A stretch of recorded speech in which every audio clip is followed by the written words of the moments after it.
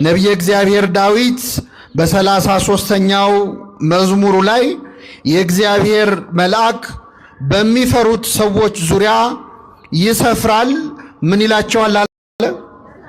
ያድናቸዋል አለ።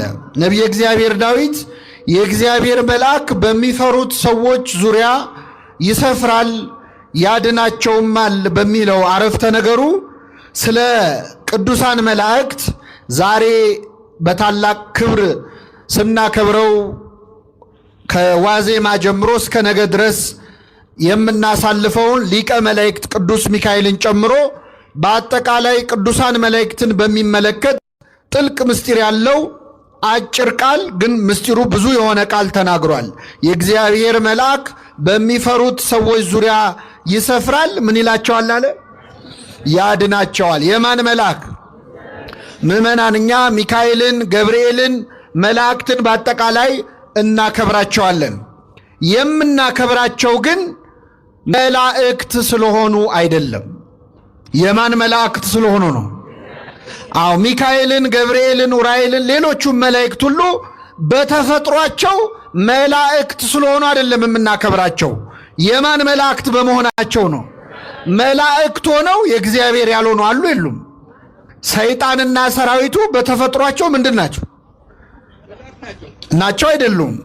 እናንተ ርጉማን ከኔ ወግዱ፣ ለሰይጣንና ለመላእክቱ ወደ ተዘጋጀ ወደ ዘላለም እሳት ሂዱ ይላል። ለሰይጣንና ለምኑ? በተፈጥሯቸው አጋንንትም መላእክት ናቸው። ከኔ ጋር ናቸው። አሁን አንዳንድ ሰው ምን ነው እግዚአብሔር እንደው ሳይቸግረው ምን አለ እንደው ሰይጣንን ባይፈጥረው ኖሮ የሚል ሰው አለ ብላችሁ አታውቁ? እንደው እግዚአብሔር ሰይጣንን ምን ነው ባልፈጠረው። እኔ ዛሬ ልነግራችሁ ነው፣ እግዚአብሔር ሰይጣንን አልፈጠረውም። ሰይጣንን የፈጠረው እግዚአብሔር አይደለም። እግዚአብሔር የፈጠረው ሳጥናኤልን ነው። ሳጥናኤል ሰማልያል የሚባል ቅዱስ መልአክ ነው የፈጠረው። ራሱን ወደ ሰይጣንነት ወደ ዲያብሎስነት የቀየረው ማን ነው? ራሱ ነው። እግዚአብሔር የፈጠረው ቅዱስ መልአክ ነው። ከተፈጠርክበት ቀን አንስቶ እስከ ወደቅክበት ጊዜ ድረስ በመንገድ ፍጹም ነበርክ ይላል ነቢየ እግዚአብሔር ሕዝቅኤል። ቅዱስ አድርጎ ነው የፈጠረው። በራሱ ተነሳሽነት ራሱን ያረከሰ የጣለ ያራቆተ ራሱ ዲያብሎስ ነው። ሰይጣን አድርጎ አልፈጠረውም። እግዚአብሔር ቅዱስ መልአክ አድርጎ ነው የፈጠረው። ስለዚህ መላእክት በተፈጥሯቸው ሁሉም መላእክት ናቸው። አጋንንትም የወደቁ ቢሆኑም በተፈጥሯቸው ምንድን ናቸው? ከኔ ጋር ናችሁ? አሁን አንዲት ሴት ልጅ ብትወልድ ልጇ አድጎ ሌባ ቢሆን ይቺ ሴት የወለደችው ልጅ ነው ወይስ ሌባ ነው? መልሱልኝ። እሷ የወለደችው ልጅ ነው። ሌባ የሆነው ማን ነው? ራሱ ነው። ስለዚህ እግዚአብሔር መልአክ ነው የፈጠረው። ከመልአክም ቅዱስ መልአክ ሊጋርድ የተቀባ ኪሩብ አሐዜ መንጦላይት የሰማዩን የብርሃን መጋረጃ የሚይዝ ቅሩበ መለኮት ለመለኮት የቀረበ ቅዱስ መልአክ ነው የፈጠረው። ራሱን ሩቅ ዱቅ ያደረገው ያራቆተው የጣለው ራሱ ዲያብሎስ ነው። ግን በተፈጥሮ መልአክ ነው። መልአክ ነው ብለን ግን አናከብረውም። ሰይጣን ስገዱልኝ ቢለን አክብሩኝ ቢለን ዓለምን ሰጣችኋለሁ ቢለን አናከብረውም። ምክንያቱም መልአክ ቢሆንም የማን መልአክ አይደለም። ሚካኤልን ግን እናከብረዋለን። የማን መልአክ ስለሆነ?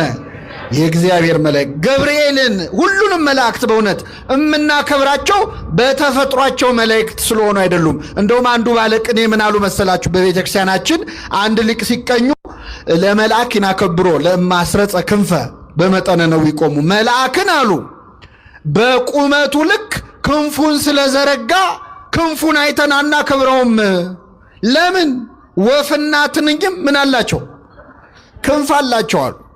ክንፍ ቢሆን የሚያስከብረው ወፉንም ትንኙንም እናከብረው ነበረ። ክንፉን አይተን መልአክን አናከብረውም። ወበሲበቱ ለሰቢና ከብሮ ቀዲሙ። ሰውንም ደግሞ ሽበቱን አይተን አናከብረውም አሉ። ይህ እንኳን ባልጨርሰው ጥሩ ነው። ሰውን ሽበቱን አይተን አናከብረውም። ምክንያቱም እንጨትና ድንጋይ ሲቆዩ ምን ያወጣሉ? ይሄ ቢቀር ይሻላል አይደል? መላእክትን የምናከብራቸው በክንፋቸው አይደለም፣ መልአክ በመሆናቸው አይደለም። የማን መላእክት ስለሆኑ ነው? የእግዚአብሔር መላእክት ስለሆኑ።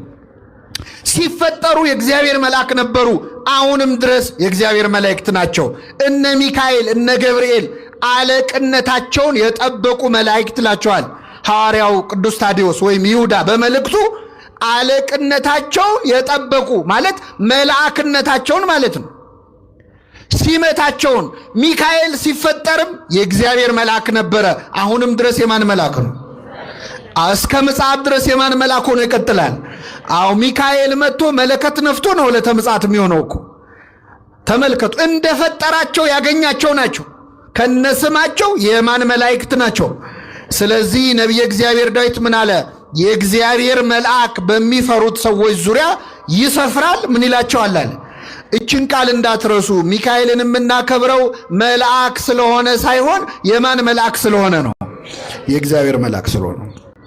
ሁለተኛው ምዕመናን፣ እነ ሚካኤል እነ ገብርኤል የእግዚአብሔር መላእክት ብቻ አይደሉም፣ የእኛም መላእክት ናቸው።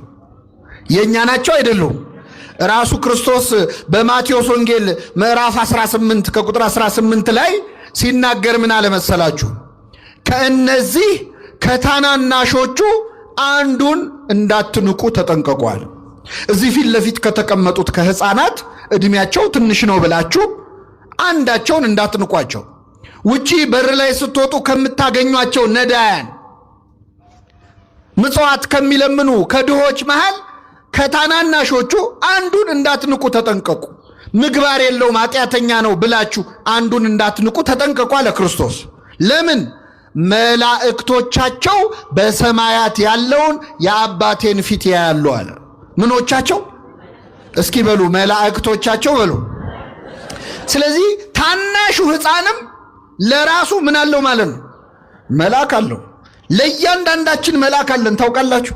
ምድር ላይ አሁን ጠባቂ የሚኖረው ምን አይነት ሰው ነው? እስቲ ጠባቂ ጋርዶች የሚኖረው ምን አይነት ሰው? ወይ ባለስልጣን ነው፣ ወይ ባለጸጋ ነው፣ ወይ ዝነኛ ሰው ነው። ድሃ ከሆነ ጠባቂ አይኖረውም። በምድር ላይ የሚመደብለት እንደው መንገድ ልቀቁለት ገሌ መጣ እያሉ የሚያሸረግዱ ሰዎች የሚመደብለት ሰው ወይ ገንዘብ ያለው ወይ ዝና ያለው ሰው ነው። እግዚአብሔር ግን ጠባቂ የመደበው ለዝነኞች ብቻ አይደለም፣ ገንዘብ ላላቸው ብቻ አይደለም። በቀን በሌሊት ከኛ የማይለዩ ከእናታችን ማህፀን ጀምሮ ሲጠብቁን የነበሩ በዋልንበት እየዋሉ ባደርንበት የሚያድሩ ጠባቂዎችን ለእያንዳንዳችን ሰጥቶናል። እግዚአብሔር ስሙ የተመሰገነ ይሁን። በሆነ ለእያንዳንዳችን። ስለዚህ የየራሳችን መልአክ አለን ማለት ነው። ከኔ ጋር ናችሁ ምዕመናን? አሁን ደስ ብሏችሁ ነው መሄድ አለባችሁ። እያንዳንዳችሁ የየራሳችሁ ምን አላችሁ? መልአክ አላችሁ። አብሯችሁ ያደገ ያሳደጋችሁ።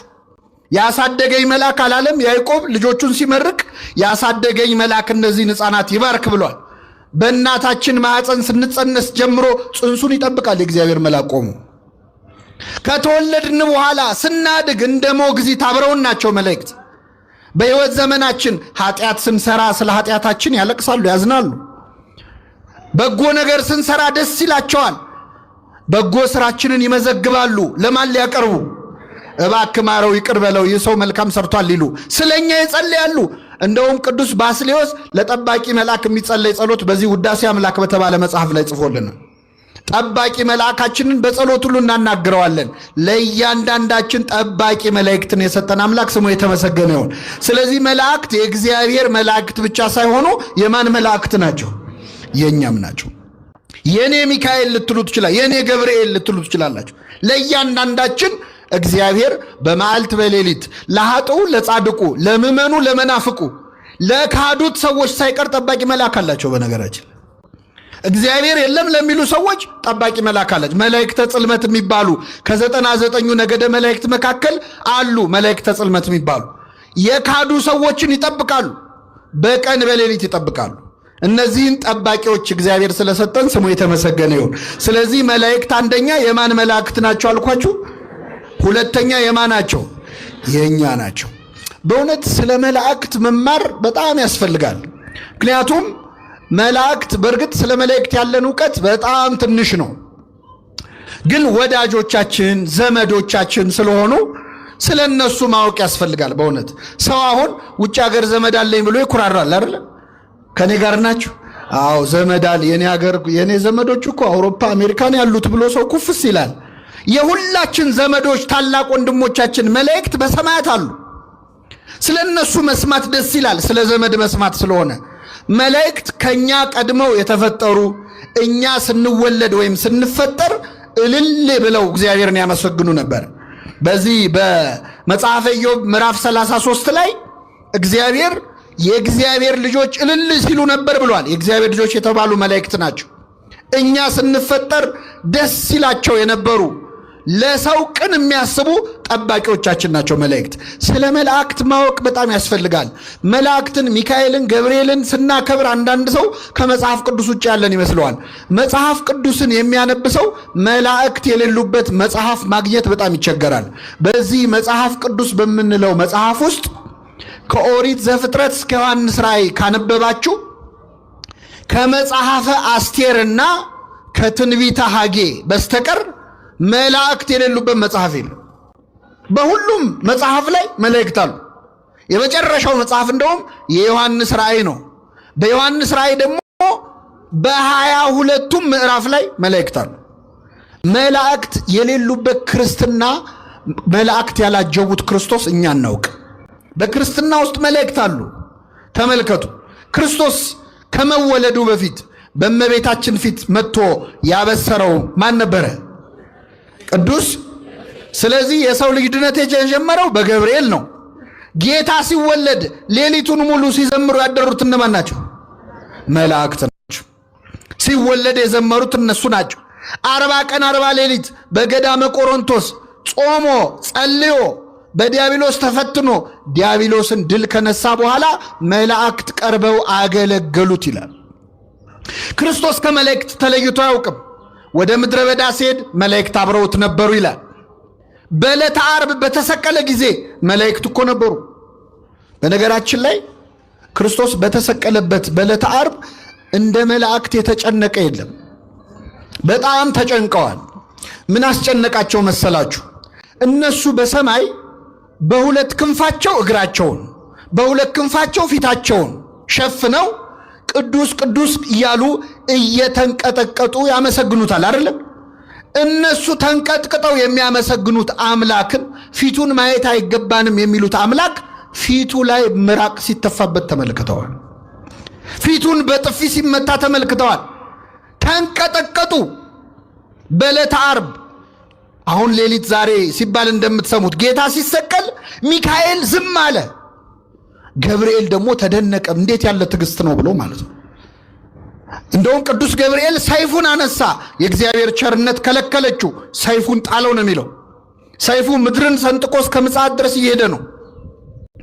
ለመላእክት አስጨናቂ ቀን ነበረ። በዕለተ ዓርብ እርቃኑን ሲገፉት፣ በአደባባይ የሾህ አክሊል ሲደፉበት ቅዱስ ሚካኤል ቅዱስ ገብርኤል ተጨንቀዋል። ሰራዊተ መላእክት ተረብሸዋል። እርቃኑን በአደባባይ ሲሰቀል በክንፎቻቸው መጥተው ስጋውን ሸፍነውታል። ስለማይታዩ እኛ እርቃኑ ተሸፍኖ አልታየንም። ግን መላእክት ወይ ኬልልዎ ስጋው ወደሙ ለመድኃኔ ዓለም እያልን አይደል የምንቀድሰው?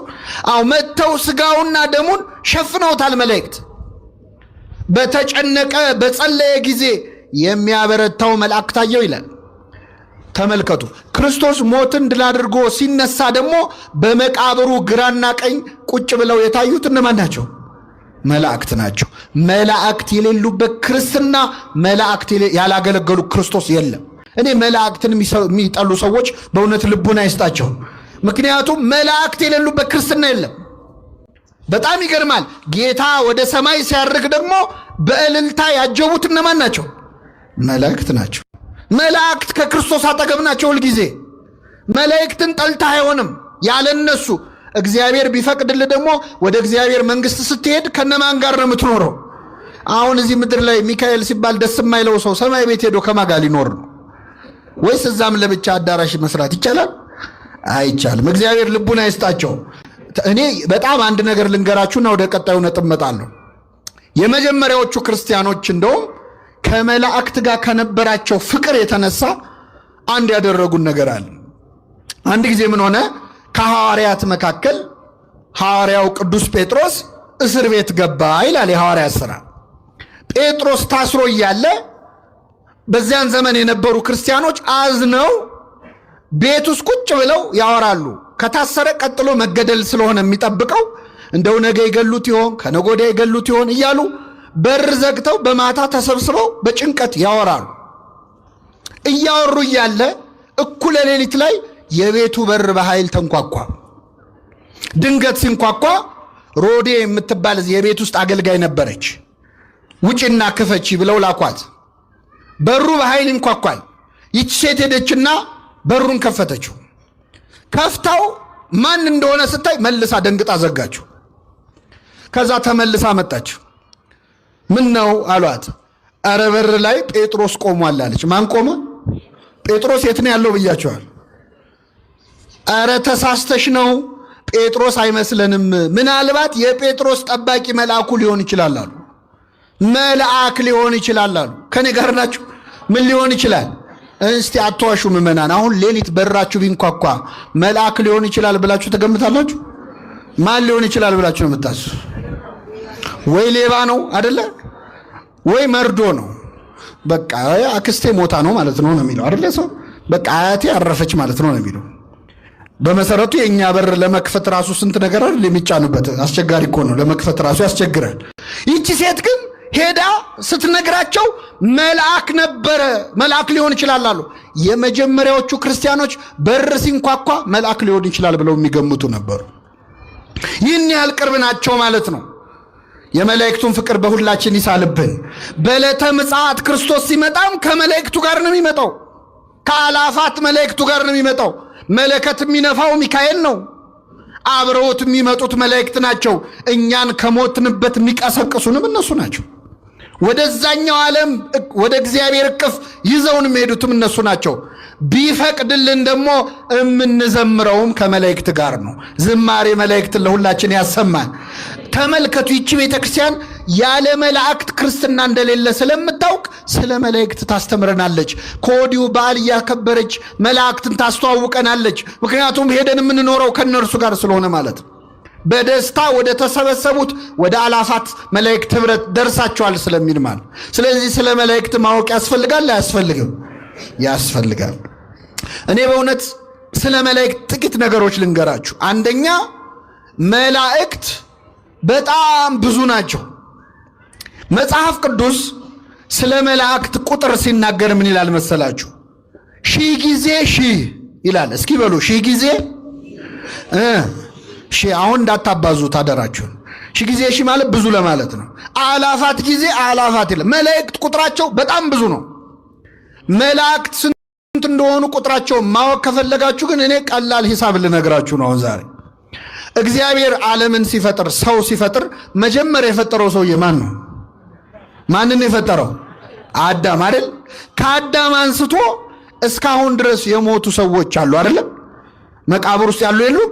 ብዙ ናቸው። በጣም ጥሩ። አሁን ምድር ላይ ያለው የሰው ልጅ ስንት ነው? 8 ነው 9 ቢሊዮን ደረስን አሉ። 7 ቢሊዮን ነው። ጥሩ ነው ይሁን። 7 ቢሊዮን ሰው አለ ምድር ላይ። ካሁን በኋላ አሁን ያለነው ስንሞት ደግሞ ከዚህ በኋላ የሚወለዱ እስከ ጌታ ምጽአት ድረስ ደግሞ አሉ አይደለም? ከመጀመሪያው ሰው አዳም አንስቶ እስካሁን የሞቱት ሰዎች ከሞት ቢነሱ አሁን ምድር ላይ ያለው 9 ቢሊዮን ህዝብ ደግሞ 7 ቢሊዮን ህዝብ ደግሞ የተኛው ከእንቅልፉ ተነሳ ቢባል ሁሉም ቢቆም ከዚህ በኋላ ደግሞ እስከ ምጽአት ድረስ የሚወለዱ ልጆች አሁኑን ቢወለዱ ለእያንዳንዱ ሰው በራሱ ጸጉር ልክ መልአክ ይደርሰዋል። በምኑ ልክ? አሁን ሂሳቡ ቀላል ነው አይደለ? መደመር ከፈለጋችሁ መጀመሪያ የምትቆጥሩት ምናችሁን ይቻላል። የተላጨ ተገላገለ መሰለኝ።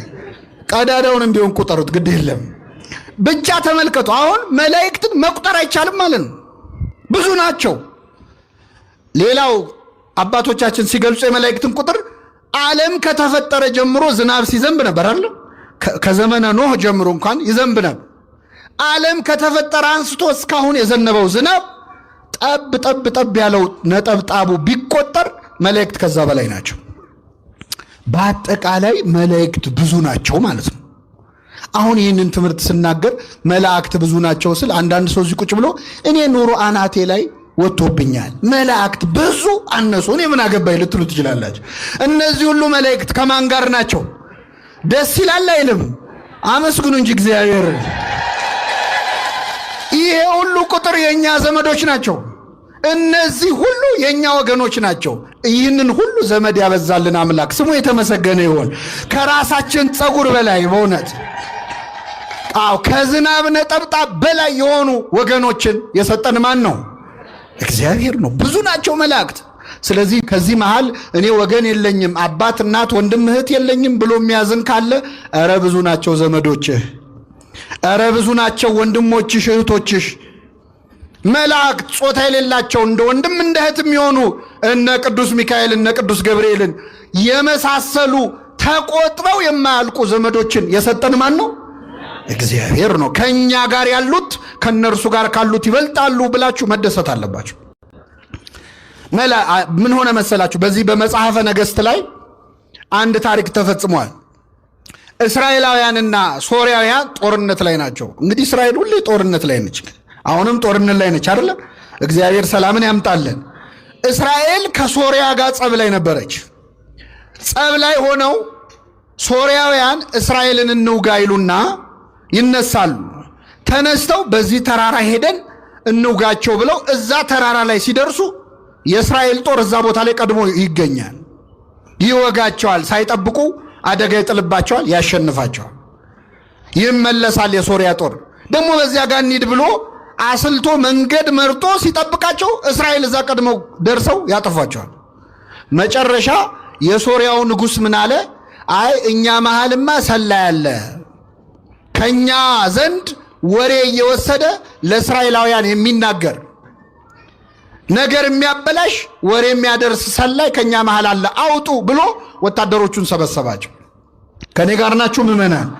የሶርያው ንጉሥ ይህንን ሲል አንድ ሰው ተነሳና ጌታዬ ሆይ እኛ መሃል ሰላይ የለም፣ ለእስራኤል የሚሰልል ሰው የለም፣ ግን እኛ እዚህ ተደብቀን በዚህ ጋር ሄደን እንዲያርገን እንውጋቸው ብለን ስንማከር የተማከርነውን ነገር እየሰማ ለእስራኤል ንጉሥ የሚናገር ኤልሳ የተባለ ነቢይ እዛው እስራኤል ውስጥ አለ አለ። እዛ ሆኖ እዚህ የምንነጋገረውን ይሰማል። እሱ ነው ጉድ የሰራን አለው። ነው አለ። አዎ በሉ ሂዱና ኤልሳን ይዛችሁት ነው አለ። ወታደሮች ዘመቱ። ጦር ይዘው ጋሻ ይዘው ሊይዘውት ሊገሉት መጡ ማለት ነው። ነቢየ እግዚአብሔር ኤልሳን ማለት ኤልሳ ተራራ ላይ ነው የሚኖረው። መጡና ሌሊቱን ተራራውን ከበውት አደሩ። ኤልሳ እዛ ተራራ ላይ ይኖራል። ሎሌው አገልጋዩ ግያዝ ይባላል። በጠዋት ተነስቶ እንደው ወገቤን ልፈትሽ ብሎ ሲወጣ ዙሪያቸውን ተከበዋል። ኤልሳን ሊይዙ የሶርያ ወታደሮች ከበዋቸዋል። ደነገጠና መጥቶ ኤልሳ አንቀሰቀሰው። እረ ጌታዬ ኤልሳ ሆይ ተከበናል አለ። ምን ነው አለው። እረ ዙሪያችንን ሶርያውያን ከበውናል፣ እሳት ይዘዋል፣ ስለት ይዘዋል፣ እባክህ ድረስልናል። ሰማኝ። ስለ እስራኤል ሳወራ እኮ ችግር መጣ። ልቀጥል አይደለ? ተከበናል አለ የኤልሳ አገልጋይ ግያዝ። ዙሪያችንን ተከበናል ጌታዬ ሆይ ብሎ ኤልሳን ነብዩን ቀሰቀሰው። ነብዩ ምን አለ? አይዞህ አትፍራ፣ ከኛ ጋር ያሉት በሉ እስኪ ከነርሱ ጋር ካሉት ይበልጣሉ። ስለዚህ ምን አትበል አለው። አሁን ምዕመናን እውነት ለመናገር እዚህ ጉባኤ ላይ እየተማርን እያለ አያድርገውና ሰዎች ስለት ሰይፍ ይዘው ዙሪያችንን ቢከቡን አይዟችሁ ከኛ ጋር ያሉት ከነርሱ ጋር ካሉት ይበልጣሉ ብላችሁ ቁጭ ትላላችሁ? እኔም ካልኩ ነው። እኔም ጉባኤ ብለው ጠርተው ነው ምንም የማውቀው ነገር የለም ብዬ ቀድሜም ሮጠው ነው ሊሆን ይችላል። ፈተና ሲመጣ እኮ ነው የሰው ክርስትና የሚታወቀው አይደለ? አዎ እግዚአብሔር ከአቅማችን በላይ ከመፈተን ይሰውረን። ከኛ ጋር ያሉት ከነርሱ ጋር ካሉት ምን ይላሉ? አዎ ይበልጣሉ። ግን ጌታዬ ሆይ እንሽሽ እባክህ አለው። ከዛ ይህን ጊዜ ኤልሳ ምን አለ? ጌታ ሆይ የዚህን ደካማ ባሪያ አይኑን አብራለታል። ይህ ሰው አይኑ አያይም እንዴ? ያያል። የልቡ አይንን የማያየው አይኑን ሲያበራለት ዙሪያቸውን በእሳት ሰረገላ ተከበዋል። መላእክት አብረዋቸው ናቸው። ይህንን ሲያይ ተረጋጋ። መላእክት ለካ ኤልሳ ያለበትን ተራራ በእሳት ሰረገላ አጥረውታል። ያ ተራራ የማን ነቢይ ስላለበት ነው በመላእክት የተከበበው? የማን ነቢይ? አሁን ያለነው እኮ የእግዚአብሔር ነቢይ ያለበት ቦታ አይደለም። ይህ ቤት የማን ቤት ነው? የእግዚአብሔርን ቤት ስንት መላእክት ይከቡት ይሆን? አሁን ዙሪያችሁ ያሉትን መላእክት ብታዩአቸው በእውነት እዚህ ያላችሁ ምዕመናን አጠገባችሁ ያሉትን መላእክት ብዛት ብታዩ ከዚህ ግቢ በዘበኛ አትወጡም ነበር። አይናችን ስለማያይ እንጂ በእሳት ሰረገላ የተከበበች የእግዚአብሔር ዙፋን ቅድስት ቤተክርስቲያን ነች። አሁን ያለነው ከመላእክት ጋር ነው። ደስ ይበላችሁ ምእመናን። አብረውን ያሉት ወታደር አይደለም የከበበን። ቅዱስ ሚካኤል በክንፉ እንደጋረዳችሁ ብታውቁት ከዚህ ግቢ አትወጡም ነበር። ቅዱሳን መላእክት አብረውን ናቸው። ተመልከቱ። ከኛ ጋር ያሉት ከነርሱ ጋር ካሉት ምን ይላሉ?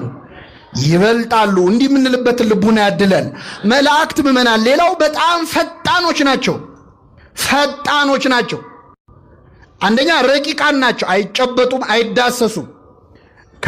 የመላእክት ርቀት አባቶቻችን ሲናገሩ ከነፋስ እሳት ይረቃል፣ ከእሳት ነፋስ ይረቃል፣ ከነፋስ ነፍስ ትረቃለች፣ ከነፍስ መላእክት ይረቃሉ፣ ከመላእክት የመላእክት ሐሳባቸው ይረቃል፣ ከመላእክት ሐሳብ እግዚአብሔር ይረቃል ይላሉ።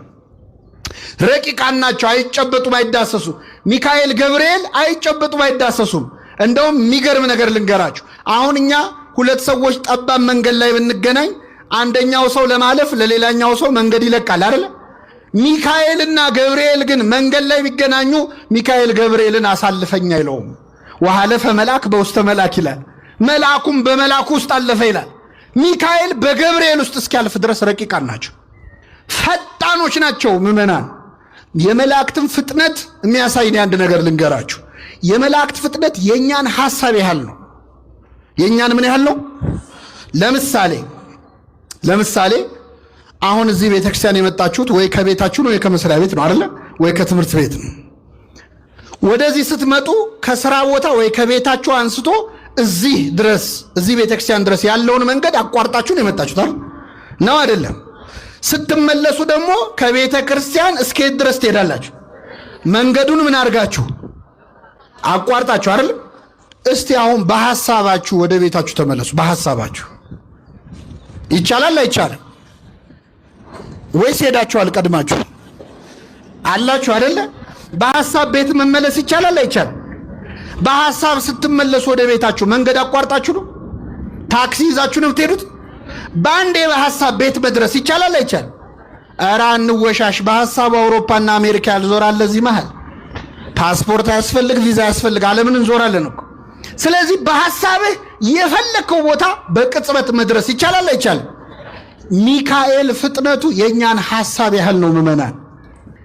ሚካኤል ድረስልኝ ብላችሁ ስትጠሩት ገና ሚካኤል ብላችሁ ተናግራችሁ ሳትጨርሱ መልአኩ አጠገባችሁ ነው ያለው። ካጠገባችን ነው ያለው። ፈጣን ጠባቂዎችን ነው የሰጠን እግዚአብሔር ስሙ የተመሰገነ ይሁን። ገና ለምን ሳትጨርስ ሚካኤል ብለህ ሳትጨርስ ገና ስትል ሚካኤል አጠገብ ነው ያለው። ይህን በምን አወቅን? ትንቢተ ኢሳይያስ ምዕራፍ 6 ላይ ተነዋላ። ነቢየ እግዚአብሔር ኢሳይያስ እግዚአብሔርን ከፍ ባለ ዙፋን ላይ ተቀምጦ አየሁት አለ። ንጉሡ ዖዝያን በሞተበት ዓመት እግዚአብሔርን አየሁት። ወዮልኝ ኃጢአተኛ ሰው ነኝ፣ ከንፈር የረከሰብኝ ነኝ ብዬ አለቀስኩኝ። ገና አልቅሶ ሳይጨርስ ኃጢአተኛ ነኝ ብሎ ሳይጨርስ ቅዱስ ቅዱስ ከሚሉት ከመላእክት መካከል ሱራፌል ከተባሉት የመላእክት ነገድ መሃል አንዱ ሱራፊ እሳት በጉጠት ይዞ መጥቶ ኃጢአት ተሰረየችልህ አለኝ ይላል። ቅዱስ ሚካኤል ኃጢአት ተሰረየችልህ ይበለን ለሁላችን። አይገርማችሁም? በእውነት ገና ተናግሮ ሳይጨርስ እኮ ነው ኃጢአተኛ ነኝ ብሎ ሳይጨርስ መልአኩ በሮ መጥቶ ኃጢአት ተሰረየችልህ አለው። እንደዚህ አይነት ፈጣን ጠባቂዎች ስለሰጠን ስሙ የተመሰገነ ይሁን። የእግዚአብሔር መልአክ በሉ እስኪ በሚፈሩት ሰዎች ዙሪያ ይሰፍራል። ምን ይላቸዋል? አሁን ነገ የሚካኤል በዓል እናከብራለን አይደል? የሚካኤል በዓል እዚህ ብቻ ነው እንደሚከበረው? ሌላ ቦታ አይከበርም? አዲስ አበባ ውስጥ ብዙ ቦታ አለ አይደል? ከአዲስ አበባ ውጭስ አለ አይደል? ከኢትዮጵያ ውጭስ? አሁን አንዳንድ ሰዎች ምን ያሳስባቸዋል? ነገ ሚካኤል በዓል ሲከበር ሚካኤል የት ነው የሚሄደው? ቦሌ ሚካኤል ነው የሚሄደው? መርካቶ ያለው ሚካኤል ነው የካ ነው የሚሄደው ብለው የሚጨነቁ ሰዎች አሉ። መላእክት በሁሉ ቦታ የሞሉ አይደሉም። በሁሉ ቦታ የሞላ ማን ነው? እግዚአብሔር ነው። ታዲያ እናንተ እዚህ ሚካኤል ሚካኤል ስትሉት እዛም ያሉት ሚካኤል ሚካኤል ሲሉት ሚካኤል እንዴት ያዳርሳል ብለው የሚጨነቁ ሰዎች አሉ። በጣም ይገርማቸዋል። እኔ ኃጢአተኛው እዚህ ጋር ቆሜ የምናገረውን ንግግር እዚህ ያላችሁ ትሰማላችሁ አሰሙ?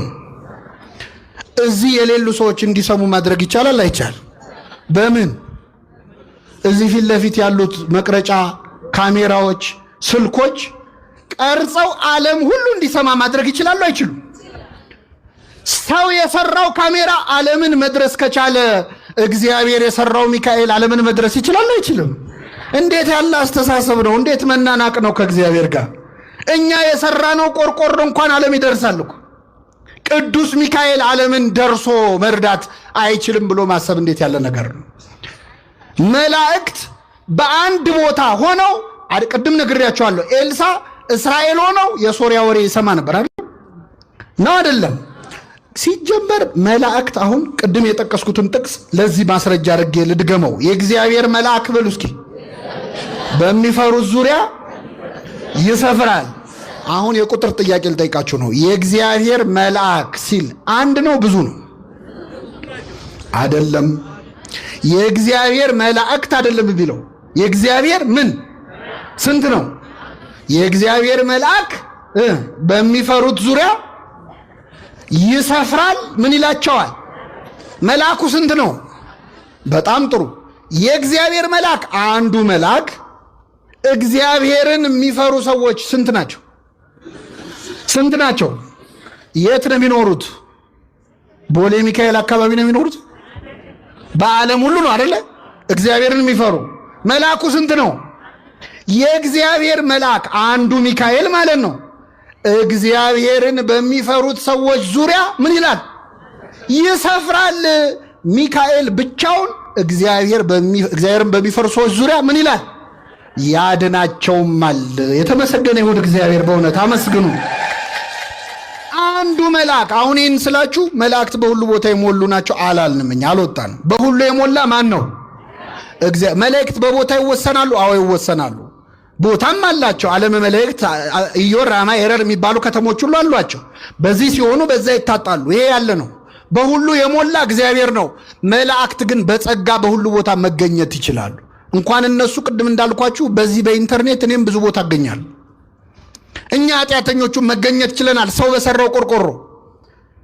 በዚያ ላይ እቺ መሬት የምትባለው ፕላኔት አሁን እኛ ያለንባት ኳስ ማለት ለአንድ መልአክ እኮ እግሩ ስር የሚከታት ኳስ ያህል ነች። ለሚካኤል ምኑ ነች? እንደምናስበው እኮ ትልቅ አይደለንም። በነገራችን ላይ በጣም ትንሽ ነን እኮ፣ በጣም ትንሽ ነን። አንዱ መልአክ ምድርን ብቻውን መዞር ይችላል። አረ እኔ በጣም ማዝነው በእውነት ሰዎች ለሚካኤል ሲሆን የሚያነሱትን ጥያቄ ለሰይጣን ሲሆን አያነሱ። ከኔ ጋር ናቸው። ለምሳሌ እዚህ ሰፈር ያለን ሰው ኃጢአት እንዲሰራ የሚፈታተነው ማን ነው? መልሱልኝ። ሌላ ሰፈር ያለውንስ ሰይጣን ነው አይደለ? ሌላ ሀገር ያለውንስ ሰይጣን በሁሉ የሞላ ነው እንዴ? አይደለም። ግን ሰዎች ያም ሰይጣን ፈተነኝ ይሄም ሰይጣን ፈተነኝ ሲባል እንዴ ሰይጣን በሁሉ የሞላ ነው እንዴ አይሉም። ሚካኤል ረዳኝ ስትሉ ግን ደማቸው ይፈላል። ለሰይጣን የማይጠይቁትን ጥያቄ እንዴ ለሚካኤል ይጠይቃሉ? በጣም ያሳዝናል። አንዳንዴ ሰዎች ከአጋንንት ጋር ፍቅር ያላቸው ይመስላሉ። ሰዎች ያም ሰይጣን ፈተነኝ ይሄም ሰይጣን ፈተነኝ ሲባል እንዴ ሰይጣን በሁሉ የሞላ ነው እንዴ አይሉም። ሚካኤል ረዳኝ ስትሉ ግን ደማቸው ይፈላል። ለሰይጣን የማይጠይቁትን ጥያቄ እንዴ ለሚካኤል ይጠይቃሉ? በጣም ያሳዝናል። አንዳንዴ ሰዎች ከአጋንንት ጋር ፍቅር ያላቸው ይመስላሉ። ሰይጣን የሚል መዝሙር ይዘምራሉ ጎረቤቶቻችን። አሁን ሰይጣን ተቃጠለ፣ ሰይጣን እንዲያረኩ፣ ጠላቴ እንዲያረኩ የሚል 1000 መዝሙር አላቸው። ሰይጣን ደስ አይበል የሚል መዝሙር ይዘምራሉ። ሚካኤል ደስ ይበል ሲባል ግን ይናደዳሉ። ሰይጣን ከኔ ዞር በል የሚል መዝሙር አላቸው። ናና ሚካኤል ናና ተብሎ ሲዘመር ለምን ይናደዳሉ? ሚካኤል ወደ ሁላችን ይምጣልን። ምዕመናን አመስግኑት ቅዱስ ሚካኤል። ሰይጣን ዞር በልልኝ ከኔ ወግድ ብሎ ከመዘመር ናና ሚካኤል ናና ብሎ መዘመር ይሻላል አይሻልም? አሁን እኛ ከሰይጣን ጋር ምን አሯሯጠን?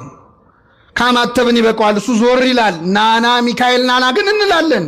ገብርኤልን ግን እንጠራዋለን። ለሰይጣን አንደበት የለንም። ለመላእክት ግን ዘምረን አንጠግብም፣ እናመሰግናቸዋለን። ስለዚህ የእግዚአብሔር መልአክ በሚፈሩት ሰዎች ዙሪያ ይሰፍራል። ምን ይላቸዋል? ያድናቸዋል። መላእክት በሁሉ የሞሉ ባይሆኑም በረድኤት በጸጋ ግን በያሉበት ስፍራ ተገኝተው መርዳት፣ ማገዝ፣ ማዳን ሁሉ ይችላሉ። የመጨረሻ ተናግሬ ጠቀልላለሁኝ። የእግዚአብሔር መልአክ በሉ እስኪ በሚፈሩት ሰዎች ዙሪያ ይሰፍራል ያድናቸውማል። ምን ይላቸዋል? መላእክት ያድናሉ። እኛ አላልንም፣ መጽሐፍ ቅዱስ ነው ያለው። እንግዲህ ቀደን አናወጣው። አንዳንድ ሰዎች መላእክት ያድናሉ ሲባል፣ ሚካኤል ያድናል ሲባል እግዚአብሔር አያድንም ማለት አድርገው ነው የሚሰሙት። አንዱን ካላጠፉ ሌላውን ማብራት የሚቻል አይመስላቸው። እኛ እንደዛ አላልንም። መላእክት ያድናሉ ወይ? አዎ ያድናሉ። የክርስቶስን ማዳን ከመላእክት ማዳን ጋር አቀላቅለ ነው አናውቅ። የእግዚአብሔር ማዳን ማንም ሊያደርገው ያልቻለው ነው። ክርስቶስ በመስቀል ላይ ያዳነንን ማዳን በመልአክ ነው የሚለው። በመልአክ አይደለም፣ በአማላጅ አይደለም፣ እሱ ራሱ መጥቶ አዳነን ነው የሚለው። ክርስቶስ በመስቀል ላይ ያዳነንን ማዳን መላእክት ሊያድኑን ይችሉ ነበር? አይችሉም። እሱ የመጣው መላእክት ሊያድኑ ስላልቻሉ ነው። ነቢያት፣ ጻድቃን፣ ቅዱሳን ማዳን ችለዋል? አልቻሉም። ፍጡራን በሙሉ ሊያድኑን ስላልቻሉ አምላክ ሰው ሆኖ በመለኮታዊ ደሙ መለኮት በተዋህደው ደሙ ስጋውን ቆርሶ ደሙን አፍሶ ሁላችንን በመስቀል ላይ አድኖናል። በዚህ መዳን ድነናል? አልዳንም? ስሙ የተመሰገነ ይሁን አምላካችን። በደሙ በተደረገ ቤዛነት ሁላችንን አድኖናል። መላእክት ያድናሉ ስንል ግን ይህንን ማዳን አይደለም። ክርስቶስ መስቀል ላይ ያዳነንን ማዳን አይደለም። አማርኛው ስለተመሳሰለ ነገሩ ይመሳሰላል ማለት አይደለም። ቃሉ ይመሳሰላል፣ ግን ሐሳቡ የተለያየ ነው። ይህንን መጽሐፍ ቅዱስ በብዙ መልኩ ለእግዚአብሔር ተናግሮ ለፍጡራን የተናገረው ብዙ ነገር አለ። አንዱ ማዳን ነው። እነ ሚካኤል እነ ገብርኤል የሚያድኑን ማዳን ምን አይነት ማዳን ነው? በመጀመሪያ ማዳን የእግዚአብሔር የባህሪ ገንዘቡ ነው። ማዳን የእግዚአብሔር የራሱ የሆነ ገንዘቡ ነው። ኃይል የእግዚአብሔር ነው። ማዳን የሚል መዝሙር አታውቁም? ኃይል የእግዚአብሔር ነው፣ ማዳን የእግዚአብሔር። አልሰማችሁ? ብዙ ሰዎች እኔ ፌዴራል ፖሊስ ሲያዩ ነው ይህን መዝሙር የሚዘምሩት። እኔ ለምን እንደሆነ አላውቅም። ኃይል የእግዚአብሔር ነው ፖሊስ ሲያዩ ነው። እስቲ በሉ ኃይል የእግዚአብሔር ነው፣ ማዳን የእግዚአብሔር ነው። ምን ማለት ነው? በራሱ ማዳን የሚችል ማን ብቻ ነው? እግዚአብሔር ብቻ ነው። ሌሎች ፍጡራን ያድናሉ ወይ? አዎ ያድናሉ። የማዳን ኃይላቸውን የሚያገኙት ከማን ነው? ከእግዚአብሔር ነው። እንጨት ብትነኩት፣ ዛፍ ብትነኩት ያቃጥላል? ያቃጥላል? እሳትስ ብትነኩት፣ እንጨቱን ወስዳችሁ እሳት ውስጥ ከታችሁት ከጋለ በኋላ በደንብ ከተቀጣጠለ በኋላ ብትነኩት ያቃጥላል? አያቃጥልም? እንጨት በራሱ ያቃጥል ነበር? ማቃጠሉን ከማን ወሰደው? ከእሳት። እሳት ማቃጠል የባህሪው ነው አይደለም? እንጨት ግን ማቃጠል አይችልም። የማያቃጥለው እንጨት ግን እሳቱ ሲገባ ምን ይላል? ፍጡራን በራሳቸው ማዳን አይችሉም። ማዳንን የሚያገኙት ማዳን የባህሪው ከሆነ ከማን ነው? ከእግዚአብሔር ነው። መዳን በሌላ በማንም የለም። እንድንበት ዘንድ የተሰጠን ከሰማይ በታች ኢየሱስ ክርስቶስ የሚለው ስም ነው አለ ቅዱስ ጴጥሮስ። ምን ሆነ መሰላችሁ? ሁለት ደቀ መዛሙርት ጴጥሮስና ዮሐንስ ወደ ምኩራብ ሊጸልዩ ሄዱ ይላል በሐዋርያት ሥራ ላይ ምዕራፍ 4።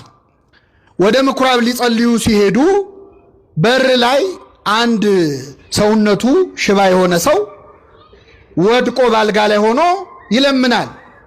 እባካችሁ እርዱኝ ብሎ ማለት ነው። እባካችሁ እንደው ስጡኝ ትንሽ ገንዘብ ብርና ወርቅ ብሎ ይለምናል። ይህን ጊዜ ጴጥሮስና ዮሐንስ አዩት። ጴጥሮስ አየውና ዞር ብሎ ብርና ወደኛ ተመልከት፣ እስኪ በሉ ወደኛ ተመልከት። ወደ ማንም ተመልከት ያለው? እኛ ማነን? ጴጥሮስና ዮሐንስ። ቅዱሳንን መመልከት ወደ እግዚአብሔር መመልከት ነው። ወደኛ ተመልከት። ብርና ወርቅ የለንም፣ ያለንን ግን እንሰጣለን። ብርና ወርቅ አቤት! ሐዋርያት ብርና ወርቅ የላቸውም ነበር። አይገርምም? ሐዋርያ የዛሬ አገልጋዩም ብርና ወርቅ አለው አይፈውስም እንጂ። ሐዋርያት ግን ብርና ወርቅ የለንም፣ ያለንን እንሰጣለን። በናዝሬቱ በኢየሱስ ክርስቶስ ስም ተነሳና ተመላለስ አለው። ወዲያውኑ ያ ሰው እየተነሳ አብሯቸው መቅደስ ገብቶ ሰገደ፣ እግዚአብሔርን አመሰገነ ይላል። አሁን ይሄ ሰውዬ ተፈወሰ። ሲፈወስ ፈሪሳውያን ደነገጡና ጴጥሮስና ዮሐንስን አሳሰሯቸው። ሸንጎ ፊት አቀረቧቸው። ምንድነው የሰራችሁት አሏቸው። ምንድነው የሰራችሁት? እንዴት ልታድኑ ቻላችሁ? እዚህ ላይ እንኳን ፈሪሳውያንም ማመስገን አለበት። አሁን ዘንድሮ ሰው ከዳነ እንኳን ዳነ ነው እንጂ እንዴት ዳነ አንልም አይደል? እነሱ ግን ያጣራሉ። እንዴት አዳናችሁ? እንዴት ልታድኑት ቻላችሁ ይህን ሰውዬ ብለው ጠየቋቸው። ጴጥሮስ ምን አለ? በምን እንድናድን ትፈልጋላችሁ? መዳን በሌላ በማንም የለም፣ እንድንበት ዘንድ የተሰጠን ኢየሱስ ክርስቶስ የሚለው ስም ነው አለ። ስሙ የተመሰገነ ይሁን አምላካችን። እኛ በምን እናድናለን? በክርስቶስ ስም ነው የምናድነው። ሰቅላችሁ በገደላችሁት በናዝሬቱ በኢየሱስ ክርስቶስ ስም ነው። ጴጥሮስ ይህንን ሽባ አድኖታል አላዳነው?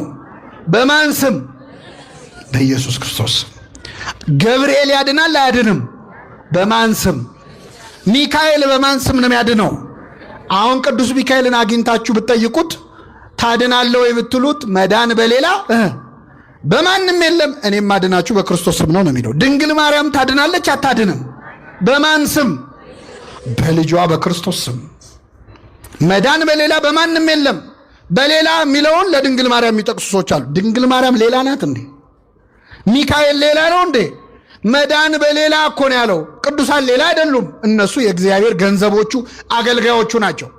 ቅዱሳን በእግዚአብሔር ስም ያድናሉ። እግዚአብሔር ያለ ቅዱሳንም ያድናል። ቅዱሳን ግን ያለ እግዚአብሔር ማዳን አይችሉም። ለምን? ኃይል የእግዚአብሔር ነው፣ ማዳን የእግዚአብሔር። ስለዚህ የእግዚአብሔር መልአክ በሚፈሩት ሰዎች ዙሪያ ይሰፍራል። ምን ይላቸዋል? ያድናቸዋል። እኔ አንድ ጥያቄ ጠይቃችሁ አበቃለሁ። የእግዚአብሔር መላእክት ቅዱሳን መላእክት ይረዱናል፣ ያማልዱናል፣ ያድኑናል። ብዙ ጊዜ ሰዎች ጥያቄ ሲያበዙብን ተሸማቀን አንዳንዴ ለመመስከር እንቸገራለን። እና እኔ አንድ ጥያቄ ልጠይቃችሁ። አንድ ሰው አሁን እዚህ ቅዱስ ሚካኤል ቤተክርስቲያን መጥቶ ሚካኤል ሆይ ከአምላክ በተሰጠ ስልጣን አማልደህ ከዚህ በሽታዬ አድነኝ ብሎ ይህ ሰውዬ ለሚካኤል ተስሎ ዳነ። ይህንን ሰውዬ ያዳነው ማን ነው? ሚካኤል ነው ወይስ እግዚአብሔር? አይሰማም። በጣም ጥሩ። እሺ ሌላ ጥያቄ ልጠይቃችሁ። መጽሐፍ ቅዱስ ላይ ኢዮብ የሚባል ሰው ታሪክ ተጽፏል አይደለም? መጽሐፈ ኢዮብ ላይ መላእክት ሁሉ በእግዚአብሔር ፊት ለመቆም መጡ ይላል። ሲመጡ ሰይጣንም መጣ፣ እግዚአብሔር ፊት ቆመ። ከወዴት መጣ አለው እግዚአብሔር። ዓለምን ዞርኳት ተመላለስኳት አለ። እየሰማችሁ ነው? ዓለምን ምን አልኳት? እኛ ድሮ ትምህርት ቤት ስንማር ማጅላን ነው ዓለምን የዞረው አይደለ? ግን ሰይጣንም ዞሯል። ለካያችሁ ዓለምን ዞርኳት ተመላለስኳት አለ። አሁን ዓለምን የሚዞረው ሰይጣን ለጥሩ ነው ለመጥፎ ነው? ዓለምን ለማበላሸት ነው አይደለ? ሰይጣን ዓለምን ለመተናኮል የሚዞር ከሆነ ሚካኤል ዓለምን ለመታደግ ይዞራል አይዞርም?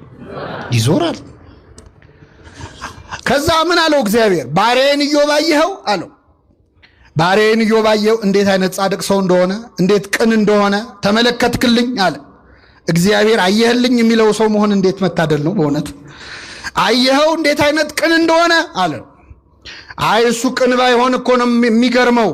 ምን አጉድለህበታል? ሀብት ሰጥተኸዋል፣ ንብረቱ ሞልቶታል፣ ተርፎታል። 10 ልጆች ሰጥተኸዋል፣ ባለጸጋ ነው፣ ጤናው የተሟላ ነው፣ ትዳሩ ያማረ ነው። ምን አጎደልክበት? ከነዚህ አንዱን ብታነሳበት ግን ይሰድብሃል አለ። እግዚአብሔር ምን አለው? ሂድ የወደድከውን አድርግበት፣ ህይወቱን ግን እንዳትነካ አለው። ምኑን እንዳትነካ? እንዳትገድለው፣ ግን የፈለግከውን አድርግበታል። በጣም ጥሩ አለ። ሰይጣን ፍቃድ አገኘ። ከማን ነው የተፈቀደለት? ሄደና የኢዮብን ሀብት ንብረቱን በአንድ ቀን አወደመበት። በሚሊዮን የሚቆጠር ሀብቱን ንብረቱን፣ ከብቶቹን፣ ያለውን ነገሩን፣ እርሻውን ሁሉ በአንድ ቀን አወደመበት። ኢዮብ ወሬውን ሲሰማ እግዚአብሔር ሰጠ። የእግዚአብሔር ስም ምን ያለ ይሆን አለ። አይገርምም? አሁን ሞባይላችሁ ቢጠፋ እግዚአብሔር ሰጠ እግዚአብሔር ነሳ ትላላችሁ? ሚካኤል እጅ እኮ ነው ጉድ የሆንኩት ነው የምንለው አይደለ? ምን ነው ምን አረኩ ነው የምንለው እኮ። ኢዮብ ግን ሀብት ንብረት ሁሉ በአንድ ቀን ወድሞ እግዚአብሔር ሰጠ እግዚአብሔር ነሳ። ሰይጣን ቀጥሎ ምን አረገ? 10 ልጆቹን በአንድ ቀን ገደለበት። ስንት ልጅ? አይከብድም? 10 ልጅ በአንድ ቀን። እንደው አንድ ሁለቱ ቢተርፉ ምን አለ? 10 ልጆቹ ሞቱበት። ሰይጣን ተንኮሉን አያችሁ?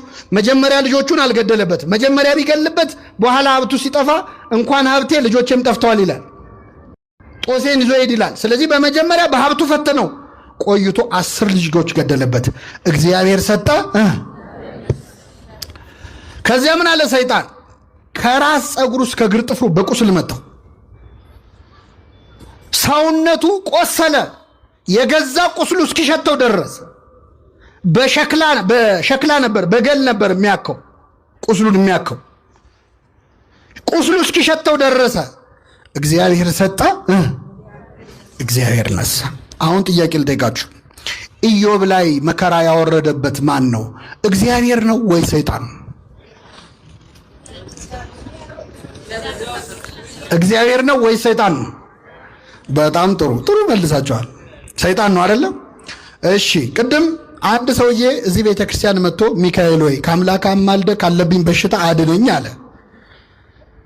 ቅዱስ ሚካኤል አማልዶ ይህን ሰውዬ ፈወሰው። ይህን ሰውዬ ያዳነው ሚካኤል ነው ወይስ እግዚአብሔር ነው ስላችሁ ምን አላችሁ? እግዚአብሔር። ሰይጣን እግዚአብሔር ጋር ቀርቦ አስፈቅዶ በኢዮብ ላይ መከራ ወረደበት። ኢዮብ ላይ መከራ ያወረደው ማን ነው? ሰይጣን ነው ወይስ እግዚአብሔር ነው ስላችሁ ማን አላችሁ? ሰይጣን አላችሁ። ምንድነው ሚካኤል ስሙ እንዲጠራ ሰይጣን መሆን አለበት ወይ ነው? ምን ማለት እንደፈለኩ ላብራራላችሁ። ለሰይጣን ኢዮብ ላይ መከራ እንዲያወርድበት ፍቃድ የሰጠው ማን ነው? ለሚካኤል አንድን በሽተኛ እንዲፈውስ ፍቃድ የሰጠው ማን ነው? ስለዚህ እግዚአብሔር ሁለቱንም የፈቀደ እሱ ነው አይደለ? ኢዮብ ላይ መከራ ያወረደው ማን ነው ስላችሁ ሰይጣን ካላችሁ፣ ይህም በሽተኛ የፈወሰው ማን ነው ስል ማን ማለት አለባችሁ? ሚካኤል ማለት አለባችሁ። ምክንያቱም ለሰይጣንም ክፉ እንዲያደርግ ለሚካኤልም በጎ እንዲያደርግ ፈቃድ ሰጪው ማን ነው? ወርደው ስራውን የሰሩት ግን ሚካኤልና ሰይጣን ናቸው አይደለም? አዎ። ሰይጣን ለማለት የምንፈጥነውን ያህል ሚካኤል ለማለት መፍጠናል። እስቲ አንድ ጊዜ ሚካኤል በሉ። ቅዱስ ሚካኤል ክብር ምስጋና ይድረሰው። በሆነ የመጨረሻ አንድ ጥያቄ ልጠይቃችሁ። ሰይጣን እግዚአብሔር ፊት ቆሞ የጠየቀው ፍቃድ የጠየቀው ለኢዮብ ክፉ ለማድረግ ነው ወይስ መጥፎ ነገር ለማድረግ ነው? ማን ነው? ጥሩ ለማድረግ ነው መጥፎ ለማድረግ ነው? አይሰማም። ለኢዮብ መልካም አስቦ ነው ክፉ አስቦ ነው አይደል? ማን ፊት ቆሞ ጠየቀ? እግዚአብሔር ፈቀደለት አልፈቀደለት? ክፉ ነው ሰይጣን አይደል? ለክፉ ሰይጣን ለአመፀኛው ሰይጣን ክፉ ነገር አስቦ ኢዮብን ለመጉዳት አስቦ ሲጠይቀው ማን ፈቀደለት? ያ የወረደው የረከሰው መልአክ ሰይጣን ኢዮብን ለመጉዳት ብሎ ሲጠይቀው እግዚአብሔር ፈቀደለት። ሰይጣን ኢዮብን ለመጉዳት ሲጠይቅ እግዚአብሔር የሚፈቅድለት ከሆነ ሚካኤል እኛን ለመጥቀም ሲጠይቅ ይፈቀድለታል አይፈቀድለትም? መላእክት የሚጠይቁት እኮ የእኛን መዳን ነው አይደለ? ሁሉ መዳንን ይወርሱ ዘንድ ለማገዝ የሚላኩ መላእክት አይደሉምን? ደስ ይበላችሁ ምእመናን፣ ሚካኤል ስለኔ ስላንተ ተንበርክኮ ምህረት እስክናገኝ ድረስ እግዚአብሔር ፊት ይለምናል፣ ይጸልያል። እግዚአብሔር የሚካኤልን ጸሎት ይሰማል አይሰማም? የመላኩን ጸሎት ይስማልን እግዚአብሔር። አይተነዋል። ትንቢተ ዳንኤል ዘካርያስ ምዕራፍ 1 ቁጥር 12 ላይ 70 ዓመት ሙሉ የተቆጣቸውን እስራኤላውያንን የማትምራቸው እስከ መቼ ነው አለ። እስኪ በሉ የማትምራቸው እስከ መቼ ነው? ሚካኤል እንደዚህ ነው የሚለው፣ እስከ መቼ አትምራቸው? በእውነት ቅዱስ ሚካኤል ኢትዮጵያን ማትምራት እስከ መቼ ነው ይበልልን። ይህችን ሀገር ማትምራት እስከ መቼ ነው ይበል። በእውነት ይሰማዋል እግዚአብሔር አይሰማው? ሰይጣን ክፉ ሆኖ ለምኖ ከተሰማ ሚካኤል ደግ ሆኖ ለምኖ እንዴት አይሰማም? የዮና ልጅ ስምዖን ወይ ሰይጣን እንደ ስንዴ ሊያበጥራችሁ ለመነ ይላል። ሰይጣን የእኛን እምነት ለማበላሸት እኛን እንደ ስንዴ ለማበጠር ይለምናል። ቅዱስ ሚካኤል ደግሞ ማራቸው ማራቸው እያለ ይለምናል። እንደዚህ ለኛ መዳን የሚንሰፈሰፉ ሁሉ መዳንን እንዲወርሱ የሚካኤል ልመናው ምኞቱም እንደሆን ታውቃላችሁ። እዚህ ግቢ ውስጥ ካለ ሰው አንድም ሰው ገነት ሳይገባ እንዳይቀር ነው። አንድም ሰው ወደ እግዚአብሔር መንግስት ሳይገባ እንዳይቀር ነው ልመናው ሚካኤል። የዋሁ መልአክ ልመናው ይሄ ነው። እንደ ሰይጣን ክፉ አይደለም የሚያስበው። ሰይጣንን እንኳን የማያስቀይመው የዋሁ መልአክ እግዚአብሔር ይገስጽ ከማለት በላይ ክፉ ቃል ካፉ የማይወጣው ቅዱስ ሚካኤል ለኛ መዳን ነው የሚለምነው። ለኛ መዳን የሚለምኑ መላእክትን ስለሰጠን ስሙ የተመሰገነ ይሁን። የእግዚአብሔር መልአክ በሚፈሩት ሰዎች ዙሪያ ይሰፍራል። ምን ይላቸዋል? የሰማነውን በልቡናችን ያሳድርብን።